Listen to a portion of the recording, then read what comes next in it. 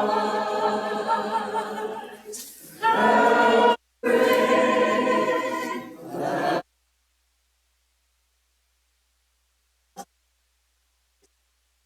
sings my soul, my Savior God.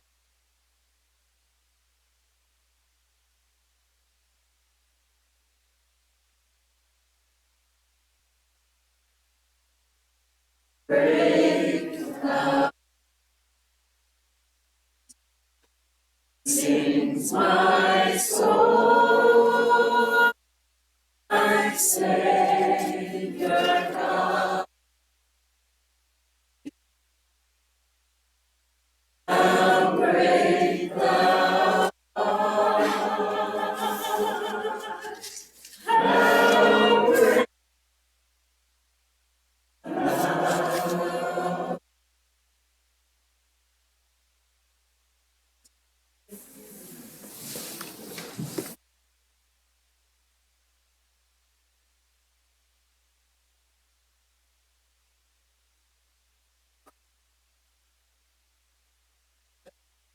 Chronicles chapter number 12.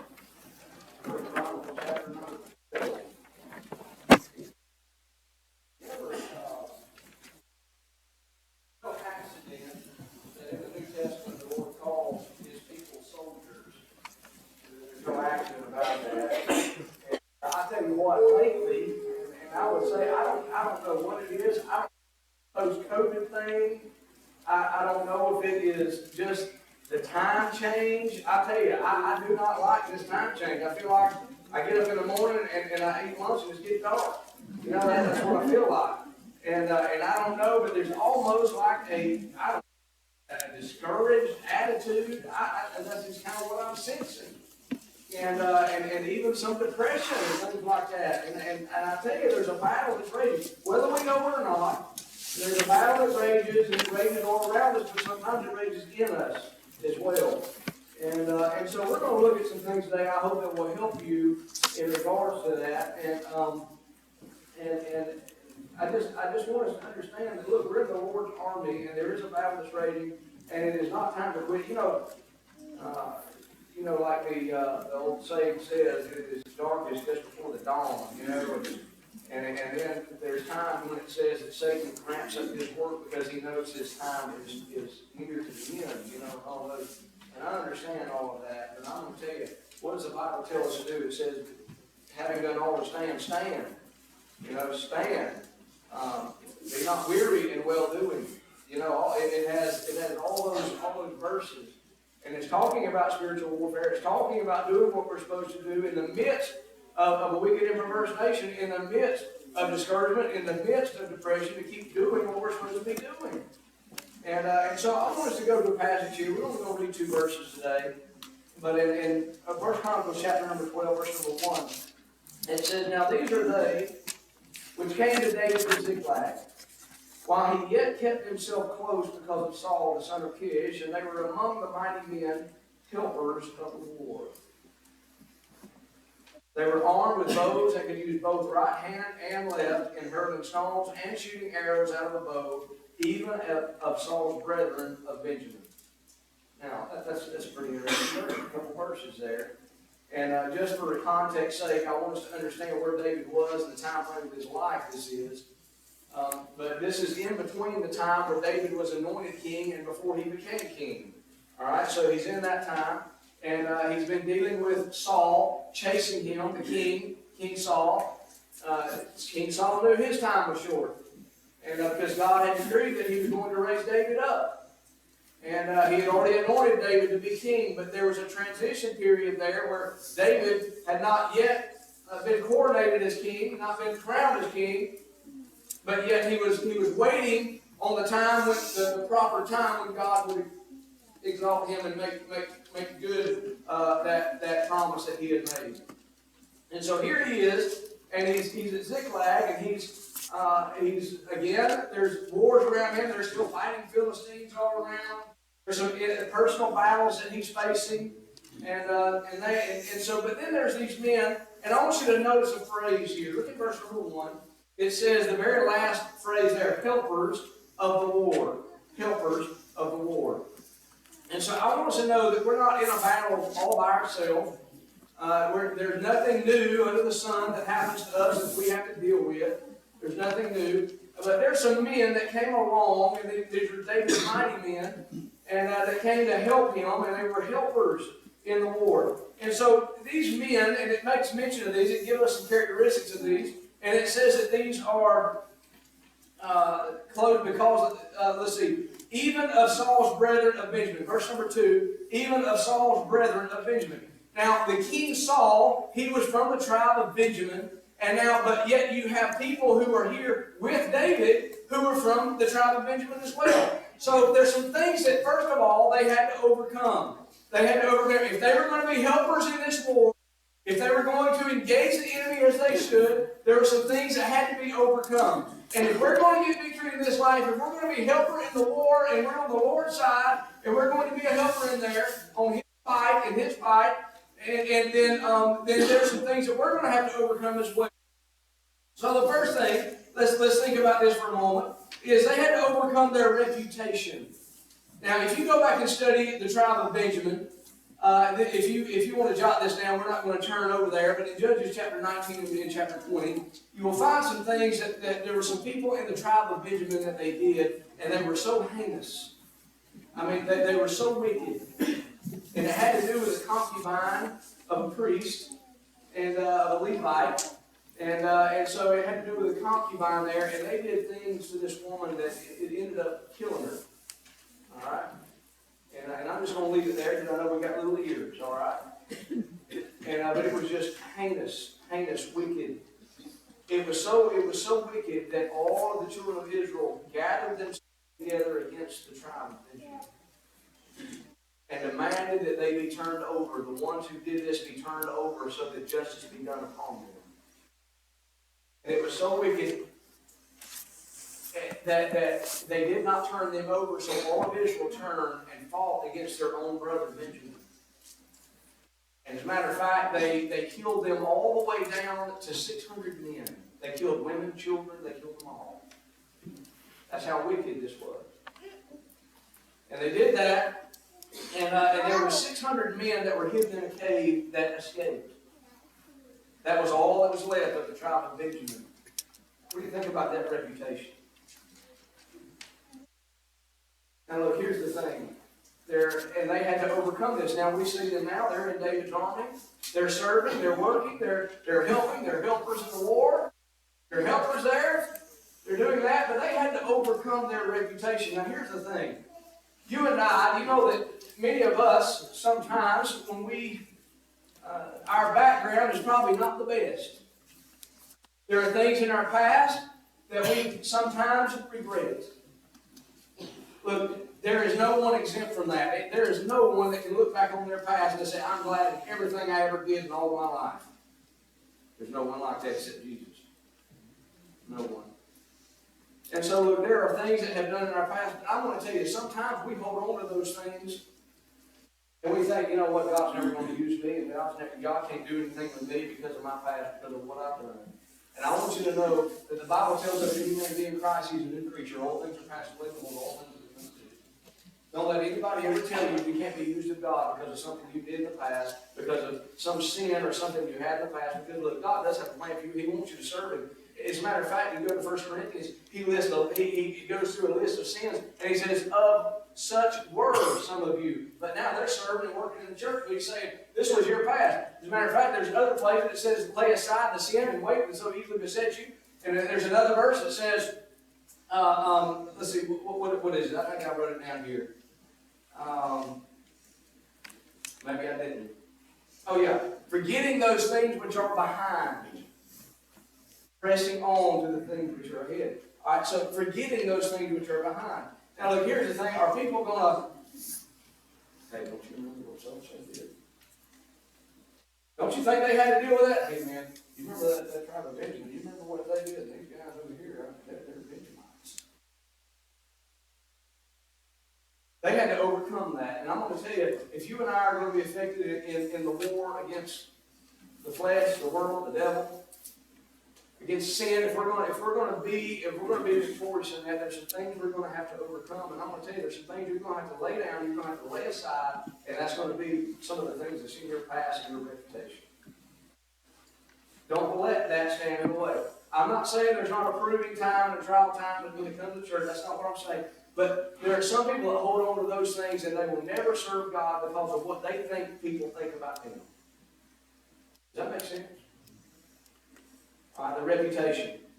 All right, and then the next thing that they had to overcome was their resentments. Now, if you remember, look again in verse number 2. Even, the last phrase there, even of Saul's brethren of Benjamin. So here is, David is not king yet. He's anointed king, but yet you had Saul, who was a Benjamite, who was ruling as king, and you had these other Benjamites. Who do you think that they would rally with? You would think they would rally with Saul because he was a Benjamite. They are Benjamites. Are you with me? You would think that's what they did, but they did not. They actually got behind David and supported him because of what God had already done. And so here they were supporting David in spite of their heritage, in spite of who Saul was and their lineage, in spite of all of that. And I want to tell you, sometimes Saul being a Benjamite, and they knew David, God's plan for David. Saul had been rejected. And you know, there were some people in the lineage of Saul that were not that way. You had an instance like that. If you want to jot this down and go look at it later. He's in 2 Samuel chapter 16. But Shimei, this had to be, this was during the time when Absalom had tried to overthrow David. We're fast forwarding here. Absalom tried to overthrow David. His own son overthrew David off the throne. David had to flee Jerusalem. And he had a man by the name of Shimei who was a Benjamite. And you know what? Down deep inside, he was bitter and he was angry and he resented what God had done. He resented that David was on the throne and Saul wasn't. And you know what? As David was fleeing for his life, you know what he was doing? He was throwing rocks and kicking dirt and cursing David as he went by. That's what he was doing. Now, as a Benjamite, that would probably be the natural reaction. But here you have some men who are dealing with things and they're overcoming their resentments. Yes, had Saul done wrong? Was David perfect? No, nothing like that. But you know what? There are people who wrong to you. They have said things. They have done things. Perhaps there's some animosity that is there. But I'm going to tell you, if we're going to be victorious, we've got to overcome those things. You've got to overcome those things. You know, if there is someone sitting in here and you say, I have to avoid them, I'm going to tell you, there's a problem with that. There's a problem. And because you're holding resentment inside, and by the way, forgiveness is a major part of the Christian life. If you have received forgiveness of God, there is no reason in the world why you can't forgive and move on. There are ways that God intends for us to deal with these things. And if you don't deal with them, I'm going to tell you, the problem is not with the one who offended, the one who won't make it right. I'm not saying the guy who is right, the one who's offended, but it needs to be made right. Does that make sense?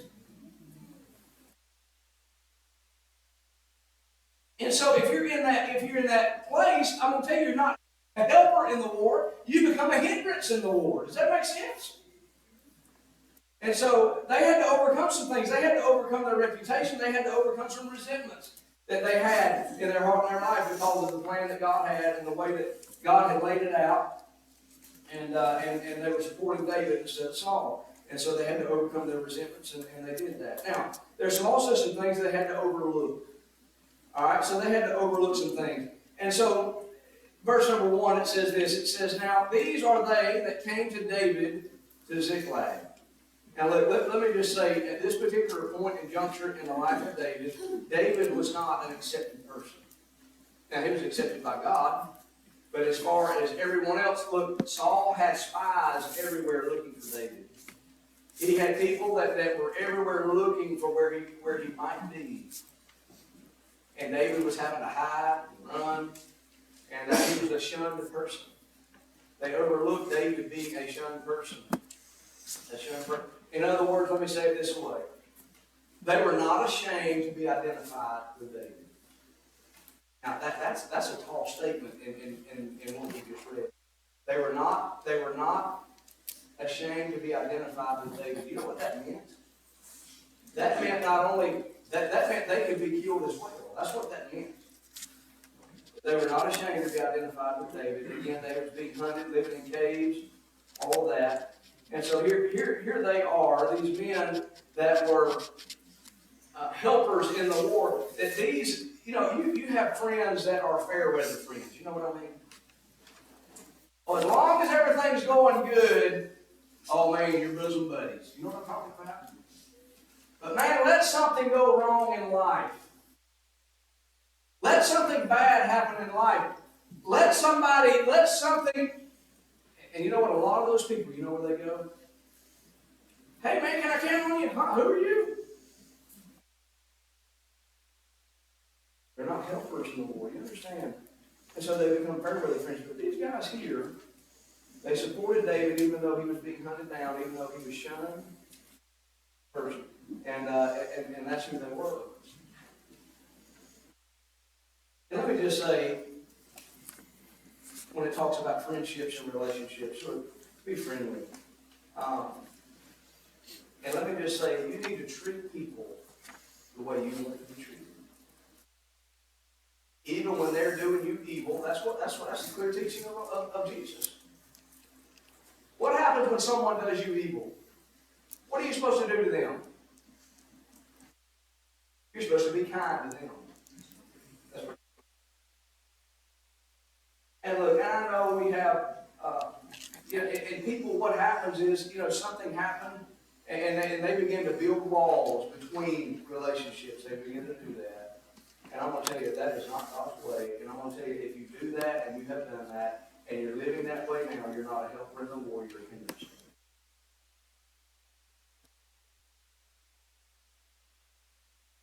So they overlooked David being a shunned person. You know what? It's not easy to be a friend with somebody who is shunned. You know what I mean? Everybody else is ostracizing. Everybody else is making fun of everybody else. It's difficult sometimes to stand with them.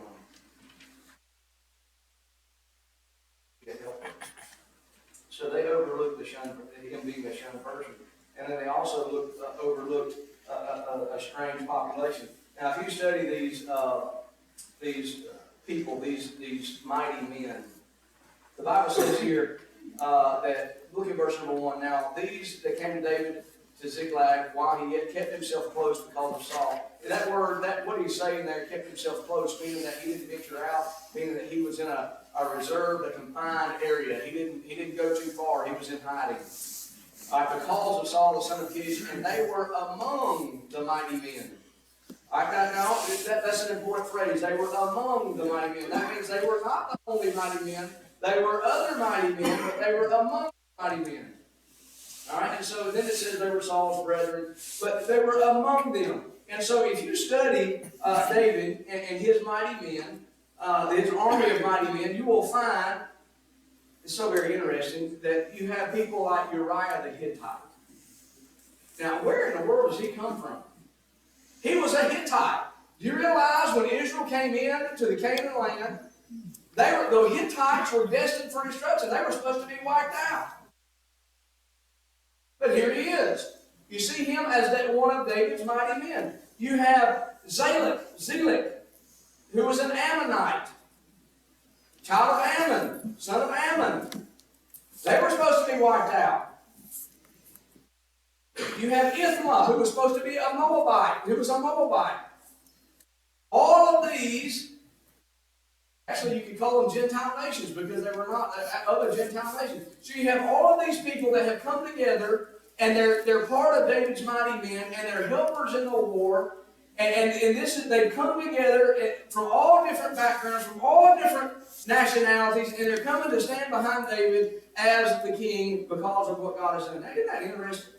Now look, as I look across our crowd today, it's so very interesting that we have gathered here today And look, we're a wide array of people. You know what? We have so many different personalities. I mean, it's scary sometimes. You have to deal with me. I have to deal with you. I mean, that's conflict right there already, right?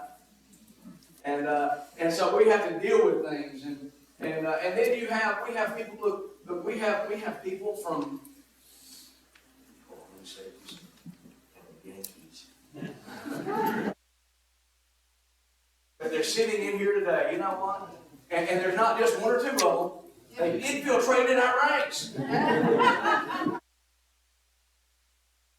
You know I do. But I'm just saying that what I'm saying is we have a very diverse group.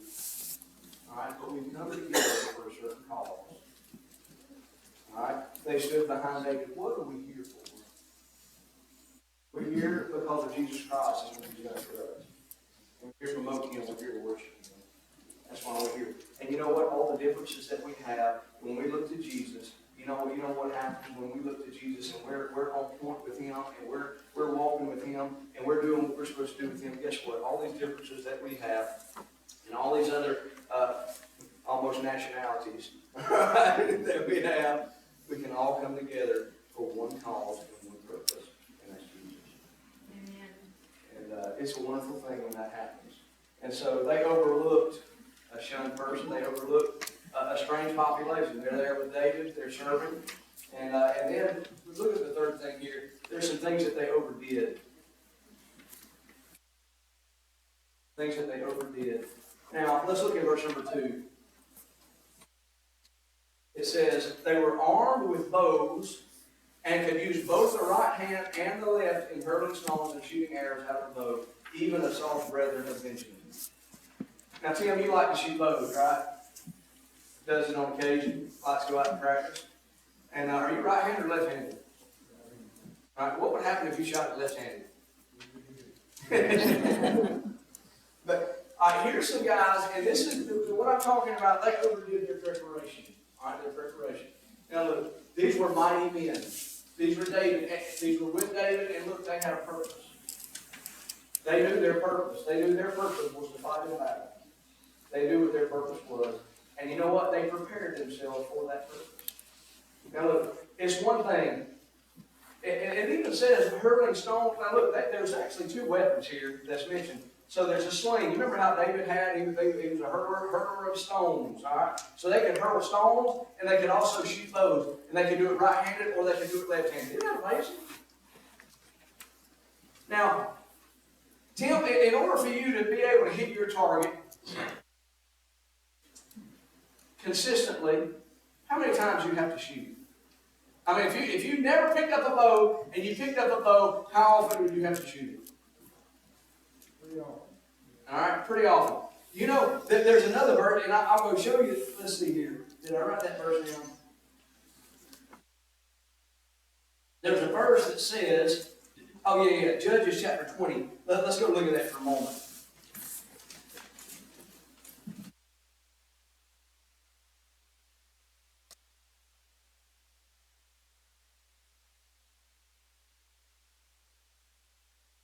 Judges chapter 20, verse number 15. Now, hold on, we're talking about Benjamin here, the tribe of Benjamin. In verse number 15, it says, and the children of Benjamin were numbered at that time out of the cities unto Gibeah to go out to battle against the children of Israel. And the children of Benjamin were numbered at that time out of the city 26,000 men that drew sword, beside the inhabitants of Gibeah, which were numbered 700 chosen men. Among all this people, there were 700 chosen men left-handed. Everyone could sling stones, what does it say? At an hairbreadth. You know what that means? At a hairbreadth and not miss. That means when they were aiming at something, they hit it. A hairbreadth. There it is, right? The breadth of a hair. You know, I mean, that's how close they would get to what they were aiming at. That's what that means. I mean, they didn't miss. All right, so let's apply that to these guys here, that they could shoot bows, they could sling stones, and it says in there, and those 600 men, that they could hit it at a breadth. So they had, what does that tell you? How much do you think, how much preparation do you think that it took to get to that point? I mean, they had to, as some of our coaches that coach some of these sports would say, they had to live it, eat it, breathe it, sleep it, wake up with it. That had to be part of their life every single day, didn't it? And so they had two weapons. They had bows, they had slings. Now let me ask you something. What is God preparing you? You realize that the Christian life is a life of preparation. Every single thing that we go through, every single thing that we deal with is life. You know, even our disappointments in life is preparing us for something. There's some members I think about very often, things that they've gone through. But at the same time, it breaks my heart of the things they're having to go through. But at the same time, I rejoice on the inside because I know God is doing something in their life. And He's preparing them for the work that He has for them. That's hard to hear sometimes, but it's the truth. It's hard to hear when we're going through that. But man, how many of you know what I'm talking about? You've been through the hardest time of life. And I tell you, you get on the other side of that sometimes and you look back and say, look, this is what God was doing. And I want to tell you, I would trade for anything. It prepared me. And I'm telling you, I stand here today, not because I'm great, because anything about me, but I'm standing here today because of the preparation work that God did upon me throughout my life, and that's what I'm saying. And I say to you that He's doing preparing work in your life. Now look, what are you doing with it? Are you using it for your own glory, for your own self? Or are you using it for Him? He's preparing you and allowing you to go through things. And you know what? We ought to be. I remember some of the first sermons ever preached. I remember this. I remember one time I was preaching at camp. I got called to come do a camp. And it was, I don't know, a couple hundred teenagers there or something. And I got called. I was, man, you know how nervous I was. I already told you my early years of preaching, man, I was crying and shaking and everything else. Man, they called me to come do that. I was sweating, you know. And man, I'm going to tell you something. I went over that sermon so many times. I knew what God wanted me to preach.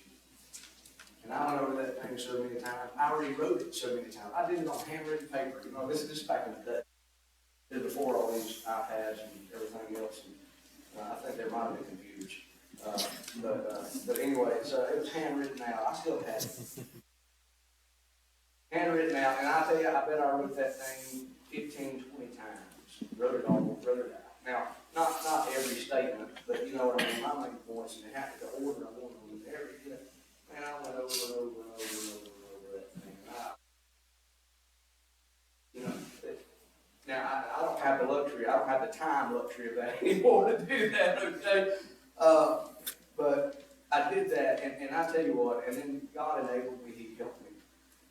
And I tell you, and I was able to stand up, and I knew the verses, I could quote them, and you know what I mean? It was just, and the Lord, and I put preparation into that, probably more preparation than I have any sermon I've ever preached. Here's the thing. God is preparing us for things to do in His service. And I tell you, we need to make the most of the time that we have and be the best that we can be, and do the most that we can do in the time that we have. And He's preparing us. It's a preparing work that He does. It's a continual work of preparation that He does. But don't get weary.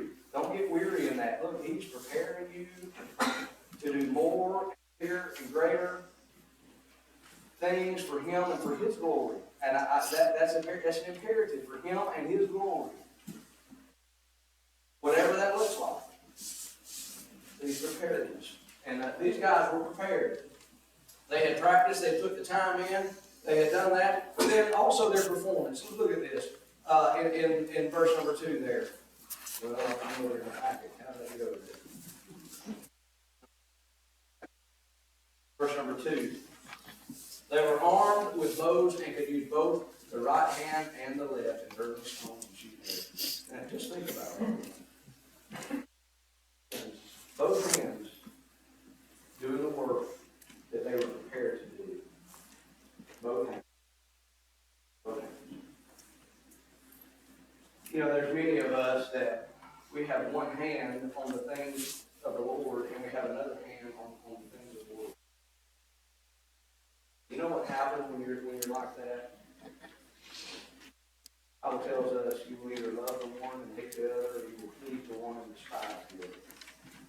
The Bible tells us that a double-minded man is unstable in all his ways.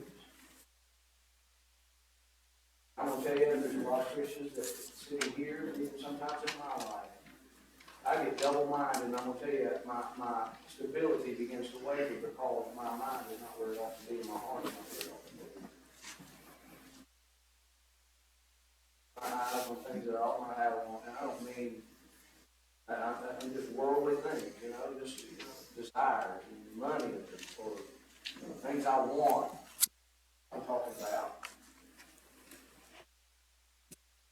And I tell you what, right before Christmas, I wanted a new shotgun. And I found it. I'm going away. And I went back in there, and I had my money, and I was going to get it. And guess what? It wasn't there. And so I just looked at that and I said, okay, Lord, doesn't want me to have that. That's okay. You know what? Sometimes we get our minds so on things like that, so on things outside the Lord's will for us. And we try to hold on to the things of God as well. And I'm going to tell you what, it just tears us up. That's why a lot of us are so tired and we're struggling with that. I'm going to tell you, when we get like that, we become a hindrance to the Lord, not a helper to Him.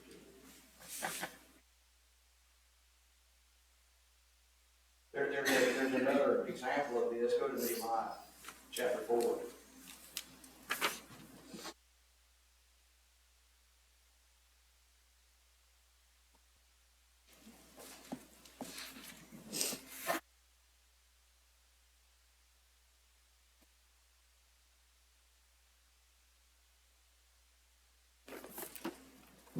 Nehemiah chapter 4. First of all, verse number 6. Now, this is an account where Nehemiah was sent back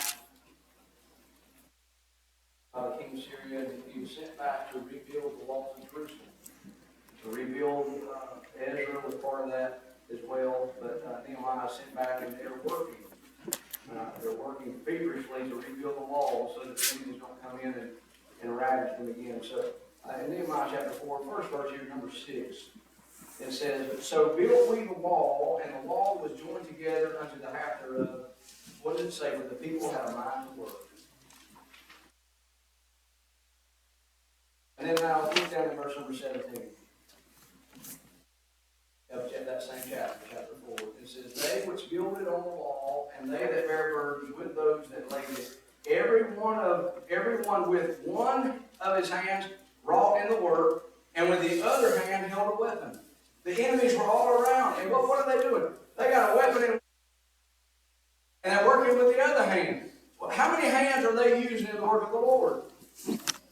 Because they had a mind to work. They were focused on what they were doing. Here's the thing. We get our mind in all sorts of places and all over the nation. And I'm saying today that, we need to refocus our look. All this, I don't know, this post-COVID mentality, and this, I don't know, this change in time, whatever it is, I don't know, but it just feels like darkness. That's what it feels like. And I say to you, that look, there is a war going on. Let me ask you something. What if I was not here, Steve was not here, and there was no one else to fill me in? What would happen?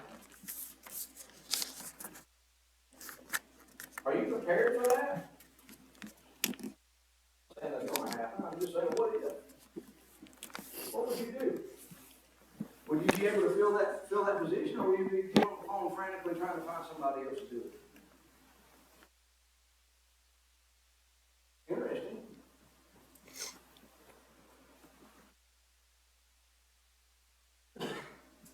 The Bible tells us, seek ye first the kingdom of God and His righteousness. All these things we've got our hands in, where are our hands supposed to be primarily? In His Word. We have jobs, yes, but we can be doing serving and pleasing the Lord at our job just as much as we can at church.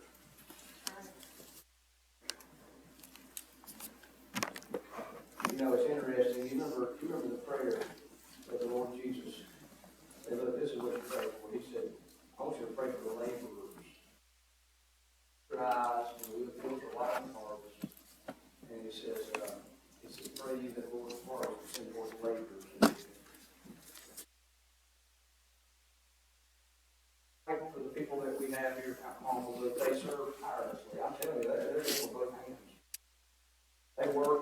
serve, and I tell you, and you know what, I don't even have, I just have to make a statement. I can say this, we're gonna do something this coming Sunday, and you know what, when I could make a statement like that, and people automatically start saying, okay, I gotta do this, and we've been with this road.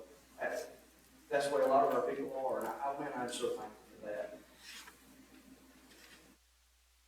But then there are some people that, you know what, that they're sitting here, they may have half a hand in the fight.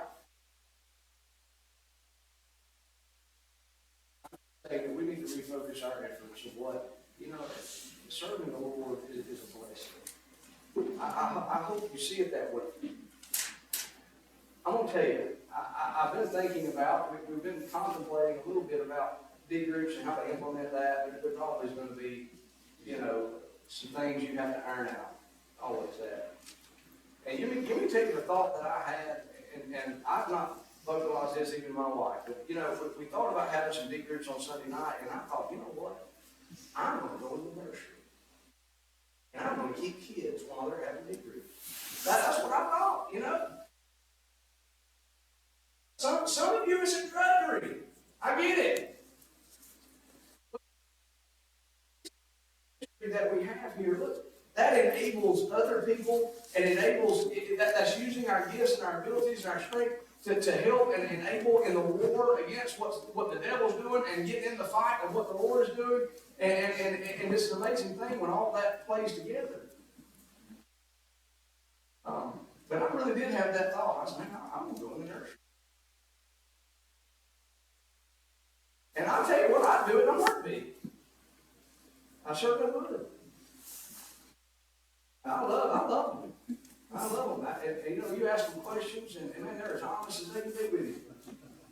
I love it.